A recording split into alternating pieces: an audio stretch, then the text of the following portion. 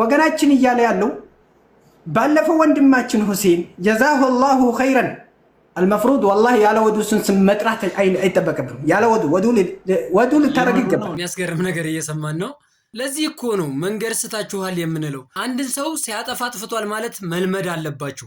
ሸሪዓን እስከተጻረረ ድረስ ማንም ይሁን ምንም ይሁን መናገር መቻል አለባችሁ። እነሱ ጋር የሆነ ሰዓት ላይ ዳዕዋ ካደረገ ከዛ ስሙ እንደው ሚዲያ ላይ ከተራገበና ከወጣ ቢሳሳት ባይሳሳት ከፈለገ ሰው የሚግደል በቃ እነሱ ጋር ልክ ነው።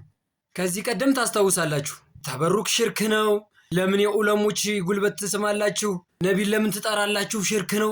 ያ ታላቅ ነቢይ ሲጠሩ አለይሂ ሰላቱ ወሰላም ውዱ አድርጉ ያልተባልነውን ሁሱ ሲጠራ ውዱ አድርጉ ከባድ ነው። መጀመሪያ ለውይይት ተጠርቶ አጀንዳ ቀየረ ውይይቱም ላይ። ከዛም በፊት ሲያደናቁረን ነበር 78 ቪዲዮ እየሰራ። አሁን ደግሞ ውዱ አድርጉ። ግን አንተ ውዱ አድርገህ ነው የመጣው። እንኳን አይደለም የውሱ ይሮጣል፣ ፊት አለው፣ እግር አለው ያለው ሰው አይደለም።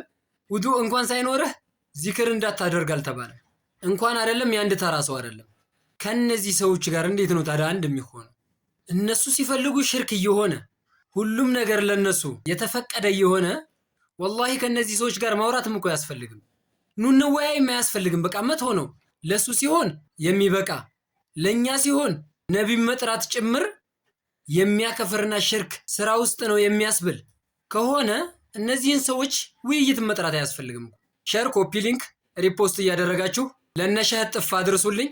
ወሰላሙ አለይኩም ወራህመቱላሂ ወበረካቱ።